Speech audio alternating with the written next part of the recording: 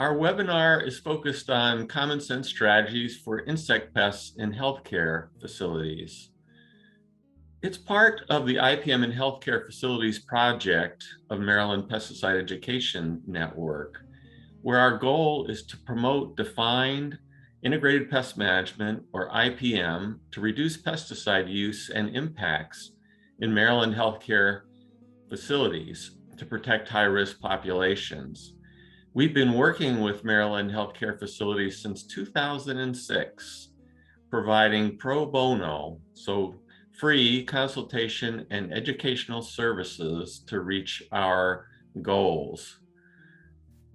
We work with our partner facilities by conducting initial detailed inspections, and we provide a report with our team's findings and recommendations for improving pest management and reducing pesticide use.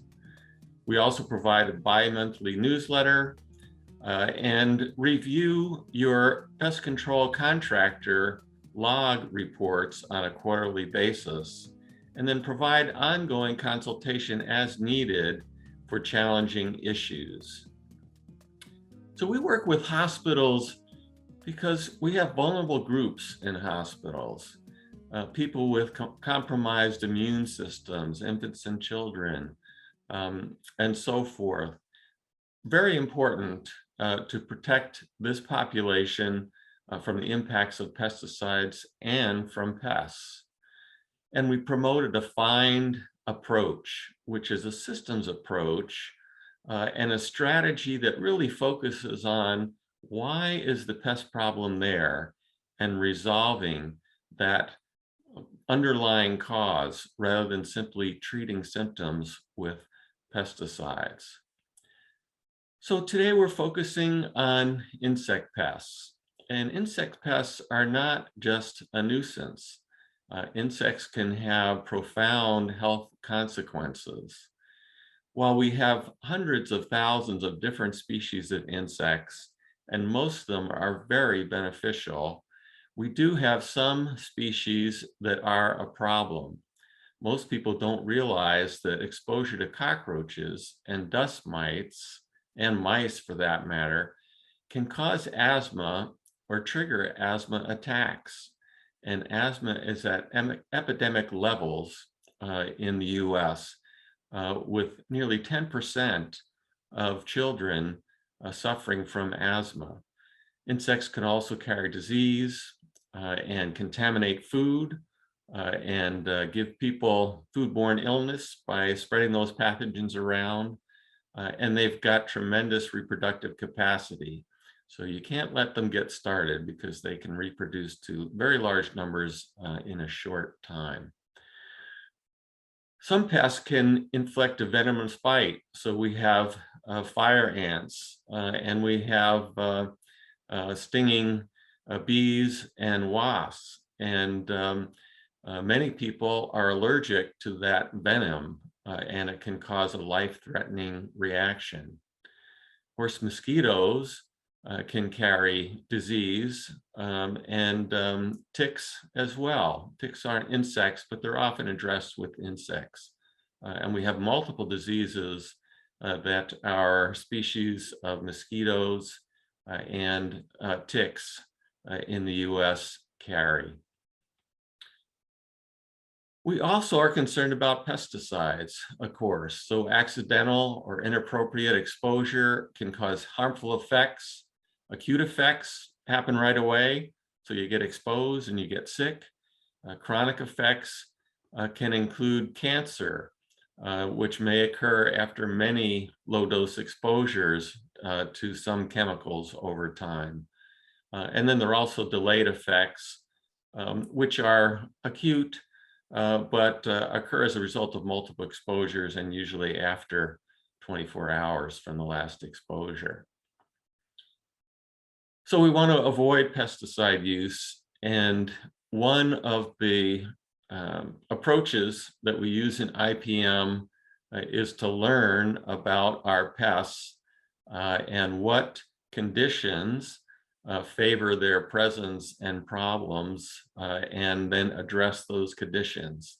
And so we're typically talking about ants, cockroaches, flies, fleas, termites, bed bugs, lice, and then mites and spiders, and some other critters that are not insects in healthcare facilities.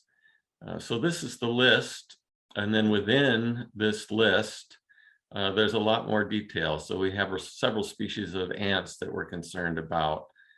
Fire ants, carpenter ants, pavement ants, odorous house ants, and flies. We have numerous species of flies. We have the tiny fruit flies, or you see the house fly here in this picture.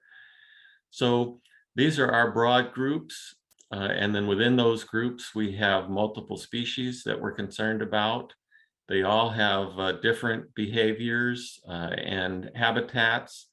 But today, what we'll focus on is some general common sense strategies that help us avoid problems with multiple pests, with some reference to the specific insect pests and some of the strategies that we might use if we find fruit flies, for example. So let's dive in. So we have two-legged pests in healthcare facilities as well, and they're called clutterbugs. And almost every facility will have one. These individuals often like to save things, and they want to save time and money by keeping things in storage. And that's fine, certainly if you have enough room to store things and store things in an orderly manner. But as you look at these pictures here, you can see that it would be impossible for your cleaning professionals to clean these sites, or for your pest management professionals to inspect these sites for pests or signs of pests. So we really want to avoid these situations here, and that is a major strategy. Let's have all of our areas clean and organized and able to inspect for pest problems. So a major strategy in IPM is regular monitoring and inspection. So most of the healthcare facilities that we've worked with hire a pest management professional as a contractor who comes through on a regular basis. It might be weekly, it might be monthly, to visually take a look through particularly those pest vulnerable areas where you have food, water, and shelter present. So trash handling areas, food service areas, just looking for signs of pests, and then also conditions that are favorable for pests. And they may use some tools. So on the lower right here, we see a glue board that looks like it has a good collection of insects, maybe some cockroaches on there. On the left, we see a flashlight and getting down and underneath things where pests like to hide.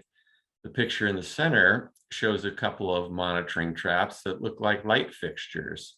And they do provide some light that attracts insects. And then they have a glue board within the light fixture that catches insects that come to the light and then can be identified to tip us off which insects we might have present where, so that we can take a look at the situation and resolve the attractant that might be drawing that insect to the facility, or the materials, the food debris that might be allowing those flies to breed. So this is a primary strategy, and it's employed by the pest management professional, but can also be employed by anyone in the facility. So as you get trained to recognize pest issues and conditions friendly to pests, you can observe and report findings, typically through your work order system, that then someone will take a look at, evaluate, and take the necessary measures, which might mean calling your pest management professional to come in and address something, or it might be addressing an issue with the food service staff, a spill that's gone not cleaned up in a food service area. So the things that we want to report that are important to include are, so what did you see? Where did you see it? When did you see it? And then if you can make any conjectures about why the problem might be there. And again, we're thinking about food, water, and shelter. So this picture here shows ants, and these look like pavement ants. They could be odorous house ants. And ants have a trailing behavior, and you can see that the ants are converging on this corner where apparently something has spilled, and ants send out these foragers, individual ants that are always out there looking for food sources. An ant has found this spill and then run back to the nest, leaving a trail, a chemical trail, a pheromone trail that then recruits other ants to that food source. And this is what you see after that foraging ant has run back to the nest to report. The other ants have followed that trail and are now picking up that food. It might be a little liquid spill that they're sucking up and then carrying back to the nest to feed their nest mates. So another strategy is eliminating harborage, so places that insects like to hide.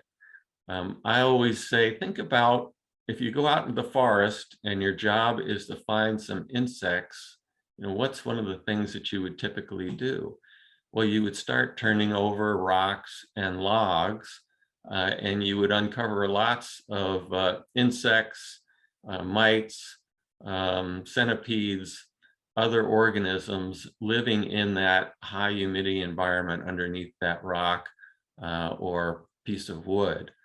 Well, in our facilities, insects during the day are typically looking for similar situations where they have darkness, they can't be seen, they have high humidity, not a lot of airflow, and we create those conditions with things like upholstered furniture, which have lots of cavities and crevices for insects to hide, or by putting things on the floor.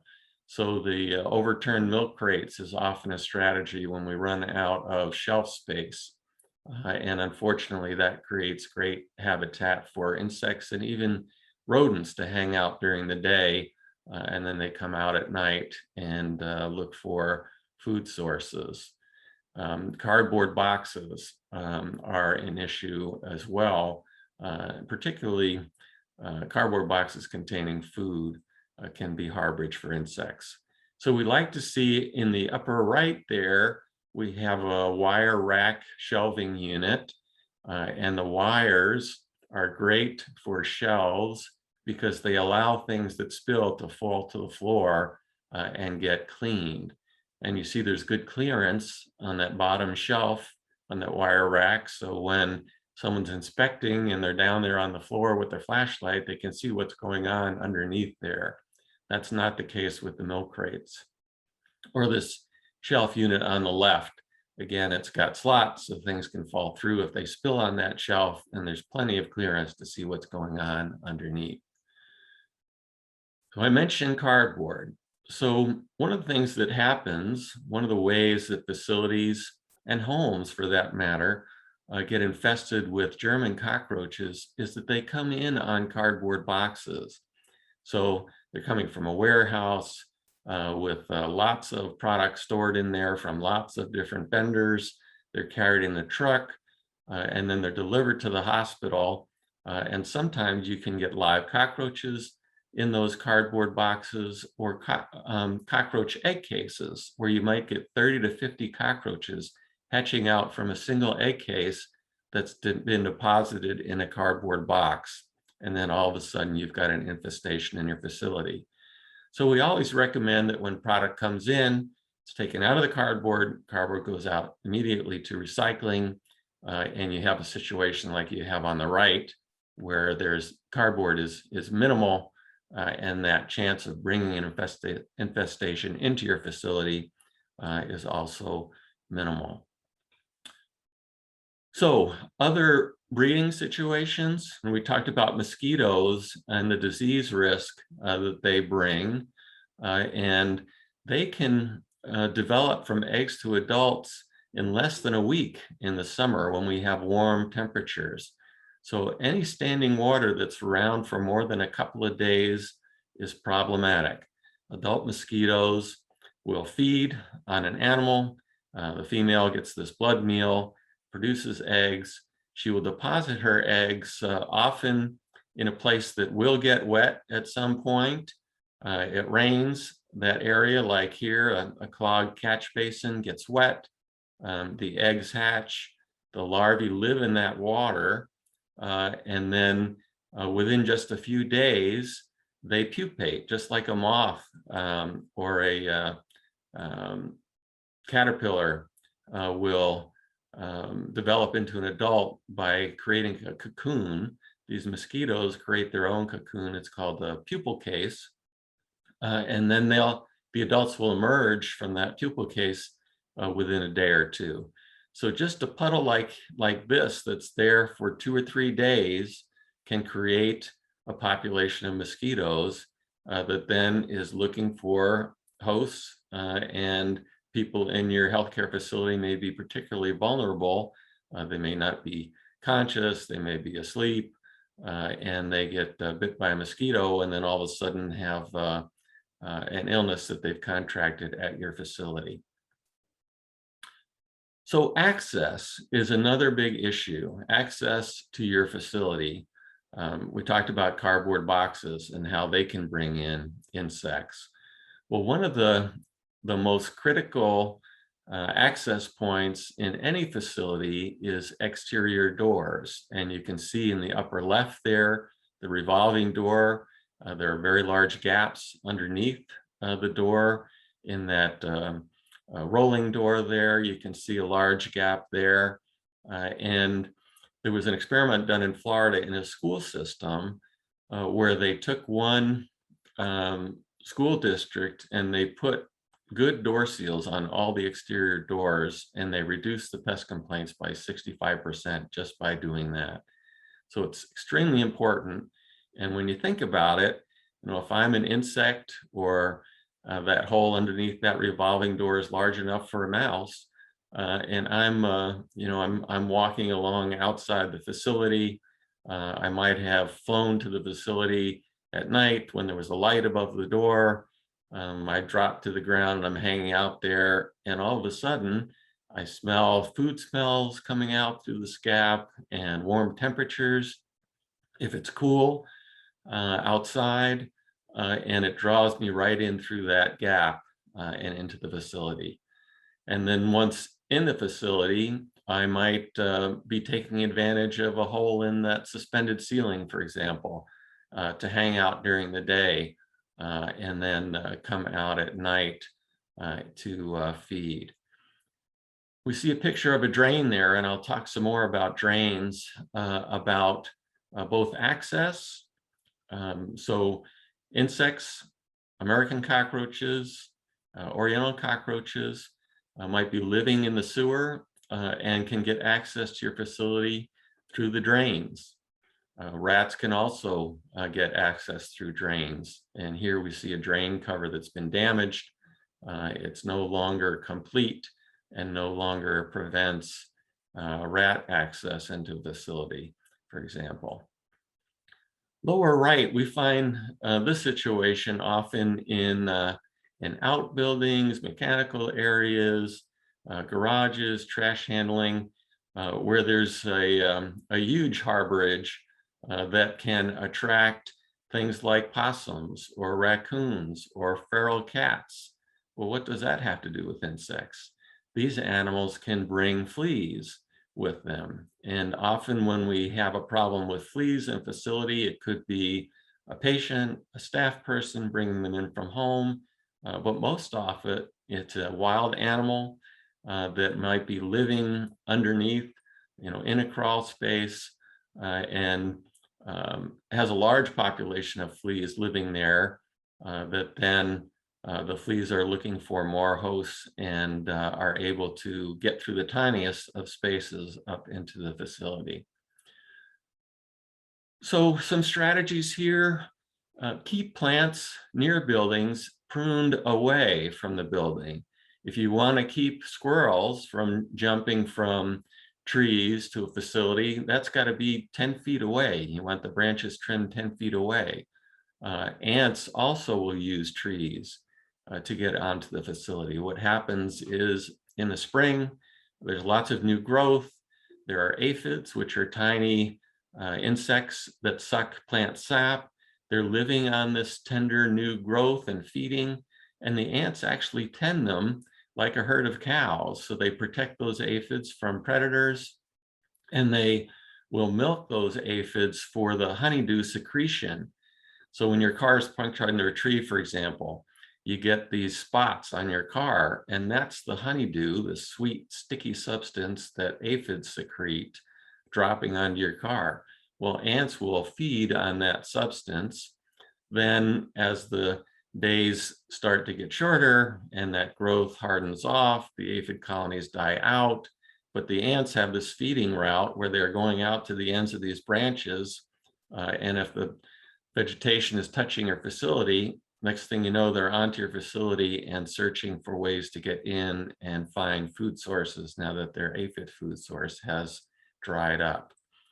So keeping vegetation away from the building is important for insects and also other pests, both at treetop level, but also around the foundation as well. And keeping plants 12 inches away and mulch 12 inches away from the base of your foundation can really help with a number of different insects and also pill bugs, millipedes that will live in plant material and mulch. And if that mulch gets overly wet, they're looking for a dry spot and they will come into your facility. Or if that mulch gets overly dry, they'll be looking for moisture. We had that situation here in Wisconsin this summer. We had a very dry early summer, and all of a sudden, getting lots of earwig calls. So there are earwigs in my office. Where did they get in? They got in through that bottom of that door where we don't have an effective door sweep, and they're looking for water because the mulch is too dry for them. So we mentioned drains. So there's a P-trap in drains. If you take a look under your sink in the kitchen, in your lavatory, you see this dip in the drain and then drain pipe, and then it comes back up. That's called a P-trap. And when we keep that filled with water, we discourage American cockroaches, which you see in the upper right. Those are the large, people call them water bugs sometimes, or palmetto bugs. They live in the sewer, and they'll come up those drain pipes. And if there's water in that P-trap, they typically will not go through the water. That also blocks sewer gases from coming up, but you have to keep those P-traps full of water. So what we find often is that we might have a locker room where people are no longer using the shower. And so water doesn't go down that drain, the P-trap dries out. You walk into the locker room and you can often smell the sewer gas smell. And you might see some dead American cockroaches on the floor that have come out of that drain and are not able to get back into the sewer, find their way back into the sewer. And so they die from lack of humidity. But that's a really important access point that we want to maintain. We want to keep it clean. We want to keep the P-trap full of water, or put a one-way valve in that drain that allows water to drain out, but doesn't allow gases and insects to come out. And that's usually set right on top of the drain where you see that grate, and then the grate is replaced back over that one-way drain. So preventing food sources is the other very important strategy. So we're preventing access, we're preventing harborage or hiding places, and preventing food sources. And of course, tiny insects don't need a whole lot of food. So we're talking about things in the upper left there, those corners that are hard to get down and clean properly.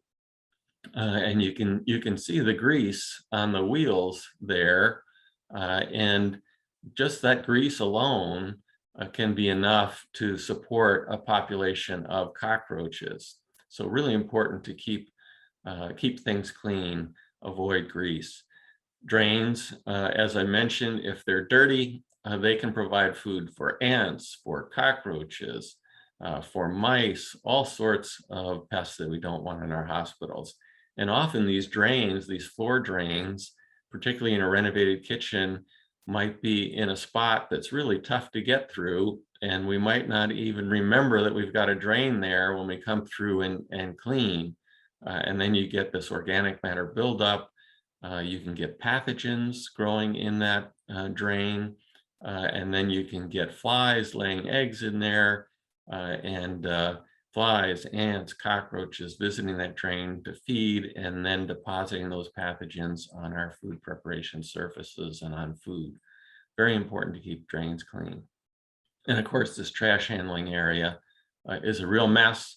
Those are often neglected, and they need to be cleaned regularly. And there are often drains involved there too, where you have a drain that collects organic matter, and flies can be laying their eggs in.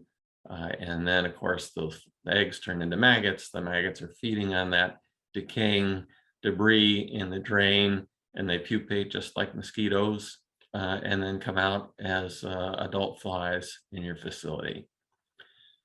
So really important in terms of how you clean drains because of the potential presence of pathogens there. What you want to do, I usually use a scraper and scrape that debris out if there's been a long time buildup in there, and take care not to allow that buildup to drop into the drain and potentially cause a clog. You want to do this before the kitchen, if it's a drain in the kitchen, is cleaned. Because in the process of moving that muck around, you might launch something into the air that might land on a food surface, like a listeria pathogen, for example. So do the cleaning, that scraping, removal of that built up organic matter, then clean the kitchen so that you clean up any pathogens that might have gotten moved around. And then you can maintain those drains with a monthly cleaning program with an enzyme or a biological cleaner to keep those drains in shape. Often it's the responsibility of the food service personnel to clean the kitchen, but they have not had the training or don't have the tools to access those drains to clean them properly. So often a pest control contractor will offer a drain cleaning service, and they'll do that as part of their regular service when they come through. That's one way to handle it. Another way is to have your plumbing department do that drain cleaning, because they have the tools to remove those covers from the drain and address any clogs of built up organic matter. So we talked about trash handling. Another issue is keeping dumpster lids closed, keeping those in good shape so that they close tightly. Too often now we have these dumpsters with plastic lids that get bent out of shape. They don't create a tight seal, and pests like flies and mice and rats have free access to whatever might be stored in that dumpster awaiting pickup.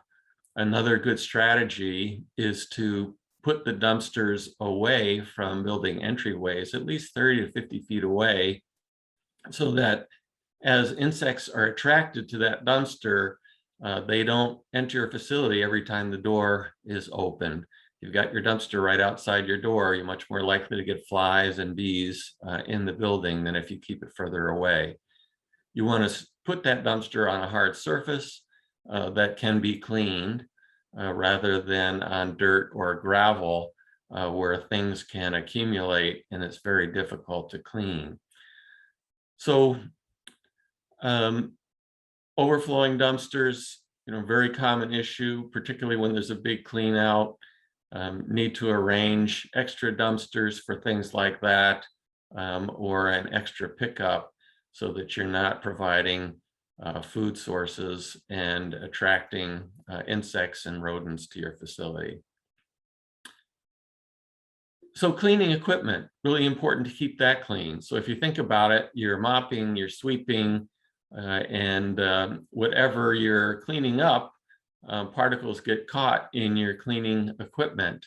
And if you leave your cleaning area like this dirty, you're creating food sources for pests right in your custodial closet.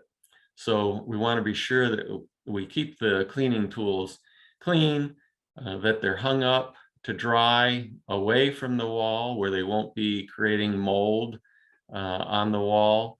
And our mop buckets are cleaned out and turned over in the sink so that they're dry and they're not collecting liquid that insects like carpenter ants might be coming into your facility to take advantage of. So just a broad review here. We talked about pest vulnerable areas. So that's where food, water, and shelter are located. And you can see that list of top areas for that. On the left here, we see those pest vulnerable areas where food, water, and hiding places are present. And on the right, we see the strategies that we've talked about. So if we remove our trash daily, ideally at the end of the day, we don't have things like fruit flies that might already be developing in banana peels, for example, emerging in the facility. Having screens on our vents, doors, and windows, so often we see food service areas and it's a hot day and it's hot in the kitchen, and so the door is propped open. Screen doors prevent insects from entering an open door. We talked about drains and the importance of cleaning up food spills before ants find them and recruit other ants. Fixing leaking plumbing removes water sources, and sealing cracks and crevices removes hiding places. Removing cardboard boxes removes hiding places and any insects that might be in those boxes that have come through the facility. Okay, so we have some additional resources for you. You can take a training with Green Shield Certified and earn a certificate. We have Green Shield Certified, which is available worldwide and provides on-site evaluation and troubleshooting for persistent pest problems, and also offers certification for your facility. Pest Prevention by Design is a compilation of guidelines written in architectural language for architects and for builders to be aware of and consider building features that might attract pests, for example.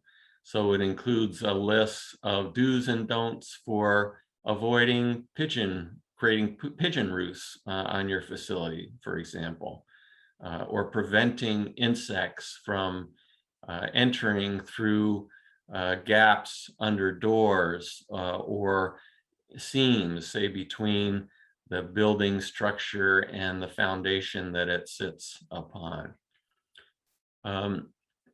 Again, just a reminder about our healthcare facilities project. You can sign up for our free monthly newsletter, and you can find resources to help put your IPM program together at your facility, and you can contact us about getting the free visits to your facilities and the quarterly log reviews. Contact information here for Ruth Berlin. So we want to thank the IPM Institute, which is my organization, and we've been partnering with Maryland Pesticide Education Network for 15 years now as part of this project and providing the expertise for facility walkthroughs. University of Arizona, which contributed to this PowerPoint, the National School IPM Working Group, the North Central IPM Center, and US EPA, which all supported development of this content. There are more webinars, strategies for housekeeping and maintenance professionals in facilities, preventing outdoor pest issues with weeds and turf and landscape plants, and a webinar on solving rodent problems at this link.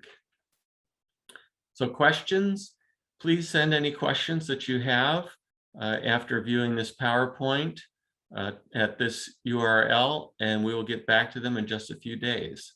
Thank you so much for your participation, and I hope this information is helpful to you in your healthcare facility and also in your home.